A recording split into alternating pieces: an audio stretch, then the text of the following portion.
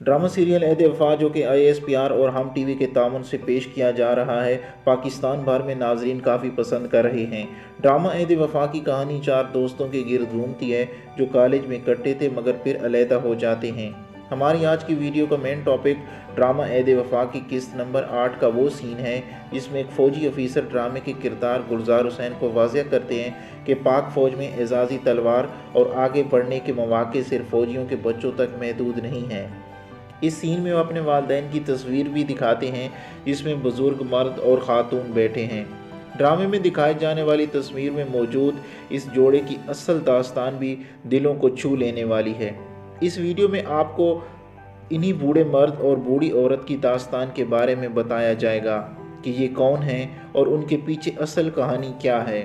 Video में आगे बढ़ने से पहले आपसे गुजारिश है कि आप हमारा चैनल सब्सक्राइब कर लें और सब्सक्राइब के बटन के साथ घंटी के निशान पर क्लिक करें ताकि आपको हमारी नई आने वाली वीडियो के मुतालिक नोटिफिकेशन मिलता रहे। ड्रामा ऐद वफा में मौजूद फ़ौजी अफीसर की तरफ से दिखाई जाने वाली तस्वीर में मौजूद उम्र रसीदा मर्द और औरत दर हकीकत ज़िला चकवाल के करीबी कस्बे डोडियाल से ताल्लुक़ रखते हैं। चकवाल के इस कस्बे डोडियाल से ताल्लुक़ रखने वाले मुजफ़्फ़र ख़ान और उनकी एहलिया आयशा थे। मुजफ़्फ़र ख़ान 40 की दहाई में बरतानवी फ़ौज के आर्डिनेंस कोर में बतौर एहलकार भर्ती हुए और उन्हें दीगर फ़ौजियों के हमराह बर्मा में जापानी फोर्सों से लड़ने के लिए भेजा गया। बर्मा में तैनाती के दौरान वो एक बर्मी लड़की की मोहब्बत में गिरफ्तार हुए जिससे उनकी शादी और फिर वतन वापस आ गए। मुजफ़्फ़र ख़ान को अपने इलाके में चाचा कालू के नाम से जाना जाता है और उनकी 84 साला बीवी को माशू कहा जाता है।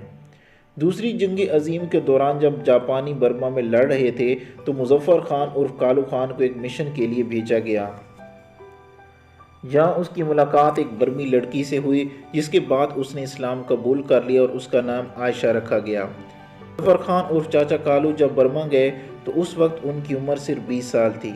40 की दहाई की यादें वक्त के साथ साथ धुंधली पड़ती चली गईं और इस जोड़े के लिए ये हकीकत ही बाकी बची कि शादी के बाद उनकी कोई औलाद नहीं हुई क्योंकि माशू बर्मा में अपना घर बार शोहर के साथ हिंदुस्तान में रहने के लिए कुर्बान कर दिया।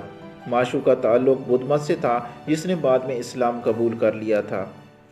उम्मीद करता हूँ कि आज की ये इंटरेस्टिंग वीडियो आपको पसंद आई होगी। अगर वीडियो अच्छी लगी है तो अपने दोस्तों के साथ फेसबुक और व्हाट्सएप पे ज़रूर शेयर करें।